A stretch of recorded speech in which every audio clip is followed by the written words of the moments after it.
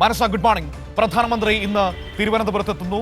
പല റെയിൽ പദ്ധതികളുടെയൊക്കെ ഉദ്ഘാടനമൊക്കെയാണ് പ്രധാനപ്പെട്ട വരവിന്റെ ഉദ്ദേശം. ഒപ്പം തന്നെ BJPയുടെ പരിപാടിയുമുണ്ട്. ഒപ്പം തന്നെ മാനസയോടൊപ്പം ഒരതിഥിയുമുണ്ട് എന്നാണ് ഞാൻ മനസ്സിലാക്കുന്നത്.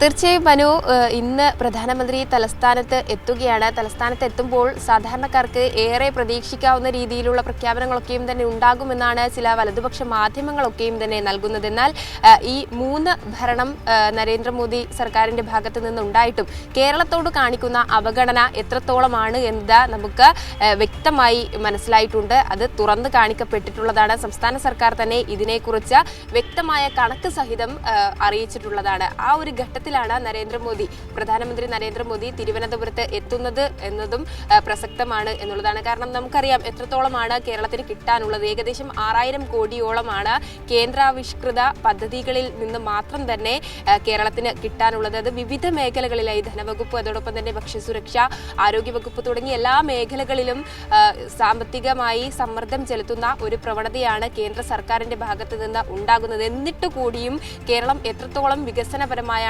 മുന്നോട്ട് പോകുന്നത് എന്നുള്ളതും ഇവിടെ തെളിവാണ് എന്നുള്ളതാണ്. അത് എടുത്തു പറയേണ്ട സാഹചര്യമില്ല. കാരണം ജനങ്ങൾ അത് അനുഭവിച്ചു കൊണ്ടിരിക്കുന്ന ഒരു വസ്തുത കൂടിയാണ്. ആ ഒരു ഘട്ടത്തിലാണ് പ്രധാനമന്ത്രി ഇവിടെ എത്തുന്നത്. അതുകൊണ്ട് തന്നെ സാധാരണക്കാർക്ക് എത്രത്തോളം ആശ്വാസം പകരുന്നതായിരിക്കും പ്രധാനമന്ത്രിയുടെ പ്രഖ്യാപനങ്ങൾ എന്നതടക്കമുള്ള കാര്യങ്ങൾ നമുക്ക് കണ്ടറിയും. വയനാട്ടിൽ നേരിട്ട് വരെ പ്രധാനമന്ത്രി എത്തിയിട്ടും വയനാട് ജനതയെ അവർക്ക് വേണ്ട രീതിയിൽ ആശ്വാസ കാര്യങ്ങളോ അല്ലെങ്കിൽ സഹായങ്ങളോ ഒന്നും തന്നെ നൽകാത്ത ഒരു തെളിവും അനുഭവവും ഇവിടെയുണ്ട്. ആ ഒരു ഘട്ടത്തിലാണ് ഈ സാധാരണക്കാർക്ക് കേരളത്തിന് വേണ്ടി ഇന്ന് വരുന്ന പ്രധാനമന്ത്രി എന്തൊക്കെയായിരിക്കും ചെയ്യുക എന്ന കാര്യം, അല്ലെങ്കിൽ അത്തരം ഒരു വലിയ ചോദ്യം ഉയരുന്നത് എന്നുള്ളതാണ്. നമുക്കപ്പം ഏതായാലും ഇതുമായി ബന്ധപ്പെട്ട്, അതായത് കേന്ദ്രത്തിന്റെ ഇത്തരത്തിലുള്ള നടപടികളുമായി ബന്ധപ്പെട്ട് വ്യക്തമായി പറയാൻ ഭക്ഷ്യ സുരക്ഷ സിവിൽ സപ്ലൈസ് വകുപ്പ് മന്ത്രി GR അനിൽ കൂടെയുണ്ട്.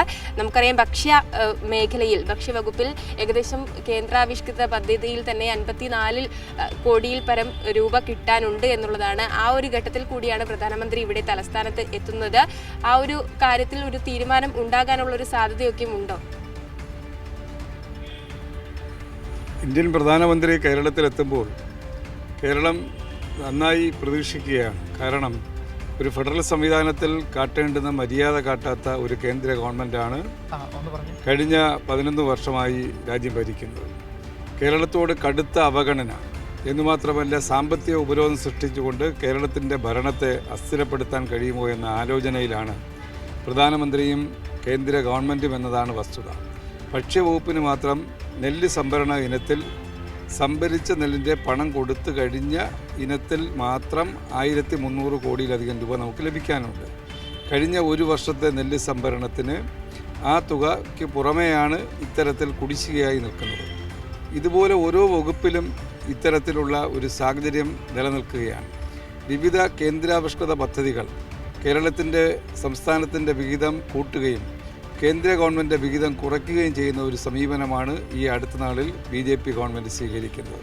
അതിന് ഫലമായി കൂടുതൽ ഭാരം കേരളത്തിൻ്റെ തലയ്ക്ക് വയ്ക്കുകയും സംസ്ഥാനത്തിൻ്റെ തലയ്ക്ക് വയ്ക്കുകയും എന്നാൽ കേന്ദ്ര വിഹിതം സമയത്ത് തരാതിരിക്കുകയും ആ പദ്ധതി പൂർണ്ണമാക്കിയതിനു ശേഷം റീഇംബേഴ്സ്മെൻറ്റ് ചെയ്യുന്ന തരത്തിലുള്ള നിലപാട് സ്വീകരിക്കുകയും ചെയ്യുന്നു. ഇത് കേരളത്തോട് കാട്ടുന്ന കടുത്ത വഞ്ചനയാണ്, ക്രൂരതയാണ് എന്നതാണ് സത്യം. രാജ്യം ഭരിക്കുന്ന കേന്ദ്ര ഗവൺമെൻറ്, കേന്ദ്രമന്ത്രിമാർ, പ്രധാനമന്ത്രി അടക്കം ശുദ്ധമായി ശ്വസിക്കണമെങ്കിൽ കേരളത്തിലോ തെക്കേ ഇന്ത്യയിലേക്കോ വരേണ്ടുന്ന ഒരു ദയനീയ അവസ്ഥയാണ് നമുക്ക് കാണാൻ കഴിയുന്നത്. ഇതുവരെ അവരുടെ ഭരണത്തിന് ഇന്ത്യൻ തലസ്ഥാനത്ത് അതിനാവശ്യമായ നടപടി സ്വീകരിക്കാൻ പോലും സാധിച്ചിട്ടില്ല. ഈ ശൈത്യകാലത്ത് വടക്കേ ഇന്ത്യയിൽ 100 കണക്കിന് സാധാരണക്കാർ, ഭവനരഹിതരായിട്ടുള്ള ആളുകൾ തെരുവിൽ കിടന്ന് മരിക്കുന്ന രാജ്യത്താണ് ഇന്ത്യയുടെ പ്രധാനമന്ത്രി കേരളം സന്ദർശിച്ച് പുതിയ പദ്ധതികൾ പ്രഖ്യാപിക്കുന്നത്. കേരളത്തിൻ്റെ അടിസ്ഥാന സൗകര്യ കാര്യങ്ങൾ എടുത്തു നോക്കിയാൽ ഇന്ത്യൻ സ്റ്റേറ്റുകളിൽ ഏറ്റവും മെച്ചപ്പെട്ട നിലയിലേക്ക് കേരളം ഈ പ്രയാസങ്ങൾക്കിടയിൽ മാറ്റാൻ കഴിഞ്ഞു എന്നുള്ളതാണ് വസ്തുത. നമ്മുടെ സംസ്ഥാനത്ത് പട്ടിണി കൊണ്ട് ഭരിക്കുന്ന ഒരാളെ കാണാൻ കഴിയില്ല. ഏതാണോ രാജ്യത്തിൻ്റെ അവസ്ഥ, വടക്കേ ഇന്ത്യയുടെ അവസ്ഥ. നമ്മുടെ സംസ്ഥാനത്ത് ഒരു വിദ്യാർത്ഥി പോലും സ്കൂളിൽ പോകാതെ നടക്കുന്ന അവസ്ഥ കാണാൻ കഴിയില്ല. രാജ്യത്തിൻ്റെ അവസ്ഥ അതാണോ? രാജ്യം ഭരിക്കുന്ന ഗവൺമെൻറ്റിന് ഈ കേരളത്തിൽ നടപ്പാക്കിയ സമ്പൂർണ്ണമായ നിരവധി പദ്ധതികളുണ്ട്. ആ പദ്ധതികൾ ഏതെങ്കിലും ഒന്ന് രാജ്യത്തിൻ്റെ ഏതെങ്കിലും ഒരു സംസ്ഥാനത്ത് BJP കഴിഞ്ഞ 10-40 വർഷമായി ഭരിക്കുന്ന സ്റ്റേറ്റ് നടപ്പാക്കാൻ കഴിഞ്ഞിട്ടുണ്ടോ? പിന്നെ എന്ത് പ്രഖ്യാപനമാണ് കേരളം പ്രതീക്ഷിക്കേണ്ടത്? കേരളത്തിലെ ഗവൺമെൻറ് നടത്തിയ അടിസ്ഥാന സൗകര്യ വികസനത്തിൻ്റെ പുറത്ത് പല പദ്ധതികളും പ്രഖ്യാപിക്കുക. ഇപ്പോൾ തിരുവനന്തപുരം നഗരം ഏറ്റവും വൃത്തിയുള്ള മാലിന്യ പ്രശ്നങ്ങൾ പൂർണ്ണമായും അകറ്റുവാൻ കഴിഞ്ഞ ഒരു നഗരമാണ്. ആ നിലയിലേക്ക് മാറിയ നഗരത്തിന് എന്ത് പുതിയ പദ്ധതിയാണ് കേന്ദ്ര ഗവൺമെൻറ്റിന് പ്രതീക്ഷിക്കേണ്ടത്? അതുപോലെ തിരുവനന്തപുരത്തിൻ്റെ വികസന കാര്യങ്ങൾ എടുത്തു നോക്കിയാൽ ഏറ്റവും പ്രധാനപ്പെട്ട ഒന്നാണ് റിംഗ് റോഡിൻ്റെ വിഷയം. വിഴിഞ്ഞം പദ്ധതി യാഥാർത്ഥ്യമാക്കിയത് കേരള ഗവൺമെൻറ്റാണ്. എന്നാൽ വിഴിഞ്ഞം പദ്ധതിയുടെ പ്രയോജനം നാടിനുണ്ടാകാൻ കഴിയണമെങ്കിൽ റിംഗ് റോഡ് അടക്കമുള്ള അടിസ്ഥാന സൗകര്യ വികസന കാര്യങ്ങളിൽ കേന്ദ്ര ഗവൺമെൻറ് സഹായം ആവശ്യമാണ്. അത്തരം കാര്യങ്ങളിൽ കേന്ദ്ര ഗവൺമെൻറ് നിലപാടെന്താ? കൂടുതൽ പ്രയാസമുണ്ടാക്കുന്ന നിലപാടാണ്. DPR മാറ്റണമെന്ന് പറയുകയും DPR മാറ്റത്തിനാവശ്യമായ നിലപാട് സ്വീകരിക്കാതിരിക്കുകയും ചെയ്യുകയാണ്. അതുപോലെ തലസ്ഥാനത്തെ മെട്രോയുടെ വിഷയം, അതുപോലെ നമ്മുടെ വേഗത കൂടിയ റെയിൽവേയുടെ വിഷയം, ഇങ്ങനെയുള്ള തിരുവനന്തപുരത്തിൻ്റെയും കേരളത്തിൻ്റെയും അടിസ്ഥാന ആവശ്യങ്ങളെ സംബന്ധിച്ച് ഇതുവരെ മുഖം തിരിഞ്ഞു നിൽക്കുന്ന നിലപാട് സ്വീകരിച്ച ഗവൺമെൻറ്റാണ് കേന്ദ്ര ഗവൺമെൻറ്. എയിംസിൻ്റെ ആവശ്യം നമ്മൾ എത്ര കാലം കൊണ്ട് ആവശ്യപ്പെടുന്നു? അപ്പോൾ കേരളം വളരെ മുന്നോട്ട് പോയി. ഇനിയും കൂടുതൽ മുന്നോട്ട് പോകാൻ നവകേരള സൃഷ്ടിക്ക് ആവശ്യമായിട്ടുള്ള പദ്ധതികളെ സംബന്ധിച്ച് കേന്ദ്ര ഗവൺമെൻറ് മൗനം പാലിക്കുകയാണ്. അത്തരം നിലപാടുകൾ ചോദ്യം ചെയ്യാനും പുതിയ ആവശ്യങ്ങൾ ഉന്നയിക്കാനും കേരളത്തിലെ ജനത ഒരുമിച്ച് നിൽക്കേണ്ടുന്ന ഒരു കാലഘട്ടമാണെന്നാണ് സൂചിപ്പിക്കാനുള്ളത്. തീർച്ചയായും അത് തന്നെയാണ്. കിട്ടാനുള്ള തുക ഇനിയും ലഭ്യമാകേണ്ടതുണ്ട്. അതുപോലെ തന്നെ അർഹതപ്പെട്ട തുകയുടെ പകുതിയും പിടിച്ചു വെച്ച് വെട്ടിച്ചുരുക്കിയൊക്കെയും തന്നെ സംസ്ഥാനത്തിന് തരുന്നു. ആ ഒരു സാഹചര്യത്തിലും എത്രത്തോളം മുന്നോട്ട് പോകാം, പദ്ധതികളൊക്കെയും തന്നെ തടസ്സപ്പെടാതെ മുന്നോട്ട് പോകാമെന്ന നീക്കമാണ് സംസ്ഥാന സർക്കാരിൻ്റെ ഭാഗത്ത് നിന്നുള്ളതാണ് മന്ത്രിയും സൂചിപ്പിച്ചത്. വിദ്യാഭ്യാസ വകുപ്പാണെങ്കിലും ആരോഗ്യ വകുപ്പാണെങ്കിലും അതൊക്കെയാണ് നമ്മൾ കാണുന്നത്. ക്ഷേമ പെൻഷനുകളാണെങ്കിലും സാമൂഹ്യ സുരക്ഷാ പെൻഷനുകളാണെങ്കിലും ഒക്കെയും തന്നെ എത്രത്തോളം സാമ്പത്തികമായി സംസ്ഥാനത്തെ ഞെരുക്കാൻ പറ്റും. ഈ കേരളത്തിൽ ഇത്ര മതി എന്ന ഒരു തീരുമാനമാണോ കേന്ദ്രത്തിനുള്ളത്? കേന്ദ്രം കേരളത്തോട് കാട്ടുന്ന അവഗണന ഓരോ മേഖലയിലും കാണാൻ കഴിയും. അതിനെ നമ്മൾ അതിജീവിക്കുക എന്നുള്ളതാണ് ഗവൺമെൻറ്റിൻ്റെ ലക്ഷ്യം. അതിനനുസരിച്ച് നികുതി പിരിച്ചെടുക്കുക, കുടിശ്ശിക പിരിച്ചെടുക്കുക. ആ നിലയിൽ ഇന്ത്യയിലെ ഏത് സ്റ്റേറ്റിനേക്കാൾ മുന്നേക്ക് എത്താൻ കഴിഞ്ഞതുകൊണ്ടാണ് കേരളം ഈ അപകടാവസ്ഥ തരണം ചെയ്യാൻ കഴിഞ്ഞത്.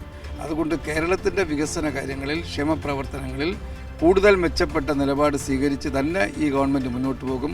ഒരിക്കലും കേന്ദ്ര ഗവൺമെൻറ്റിനും BJPക്കും കേരളത്തെ പരാജയപ്പെടുത്താൻ സാധിക്കില്ല എന്ന് തെളിയിക്കുന്ന പ്രവർത്തനത്തിൽ തന്നെയാണ് ഗവൺമെൻറ് മുന്നോട്ട് പോകുന്നത്. അതോടൊപ്പം തന്നെയാണ് നമുക്കറിയാം വയനാട് ദുരന്തമുണ്ടായപ്പോൾ അവിടെ എത്തി പ്രധാനമന്ത്രി ആളുകളെയൊക്കെയും തന്നെ സന്ദർശിച്ച് ഒരുപാട് സഹായങ്ങൾ നൽകും എന്ന വിശ്വാസം നൽകി തിരികെ മടങ്ങുന്നു.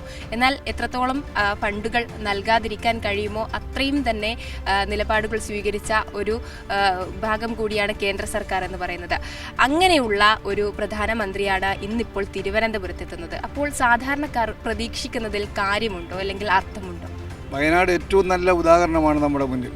രാജ്യത്ത് ഒരു ഗവൺമെൻറ്റും ഒരു പ്രധാനമന്ത്രിയും ചെയ്യാൻ പാടില്ലാത്ത ക്രൂരമായ നിലപാടാണ് വയനാട് ജനതയോട് കാട്ടിയത്.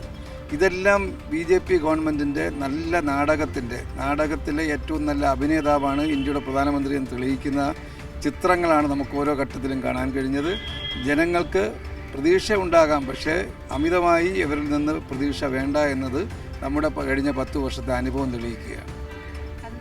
ഏത് സാഹചര്യത്തിലാണെങ്കിലും ജനങ്ങളെ ചേർത്ത് പിടിച്ച് സംസ്ഥാന സർക്കാർ ഒരു കുറവും വരുത്താതെ മുന്നോട്ട് പോകുമെന്നുള്ള ഉറപ്പ് കൂടിയല്ലേ? അതെ, നമുക്ക് നല്ല ദൃഢനിശ്ചയമുണ്ട്. കേരളം മലയാളി ഒരുമിച്ച് നിന്നുകൊണ്ടാണ് ദുരന്തങ്ങളെല്ലാം നേരിട്ടിട്ടുള്ളത്. അത് ആ ബലമാണ്, ആ ഐക്യമാണ്, ആ ജനതയുടെ ചേർത്ത് നിൽക്കുന്ന ആ നിലപാട് തന്നെയാണ് എല്ലാ പദ്ധതികളും വിജയകരമായി മുന്നോട്ട് പോകാൻ ഗവൺമെൻറ് സഹായിക്കുന്നത്. ഒരിക്കലും ഒന്നിലും പരാജയപ്പെടാതെ മുന്നോട്ട് പോകാൻ ഇടതുപക്ഷ ജനാധിപത്യ മുന്നണി ഗവൺമെൻറ്റിന് സാധിക്കുമെന്ന് അഭിമാനത്തോടു കൂടി ഞാൻ സൂചിപ്പിക്കുകയാണ്. തീർച്ചയായും മനു, നമ്മളോട് ഭക്ഷ്യ വകുപ്പ് മന്ത്രി JR അനിലാണ് ഒപ്പമുണ്ടായിരുന്നത്. മന്ത്രിയും സംസ്ഥാന സർക്കാരിൻ്റെ ആ ഒരു തീരുമാനം എത്രത്തോളമാണ് മുന്നോട്ടുള്ള നീക്കം അല്ലെങ്കിൽ കേരളത്തെ നയിക്കാൻ പോകുന്നത് എന്നത് അടക്കമുള്ള കാര്യങ്ങൾ വ്യക്തമാക്കിക്കൊണ്ടുള്ള ഒരു അഭിപ്രായം തന്നെയാണ് നമ്മളോട് പങ്കുവച്ചത്. ഏതായാലും നന്ദി മിനിസ്റ്റർ നമ്മളോടൊപ്പം പങ്കുചേർന്നതിന്. തീർച്ചയായും നമ്മുടെ കൈരളി ന്യൂസിൻ്റെ നന്ദി രേഖപ്പെടുത്തുകയാണ്.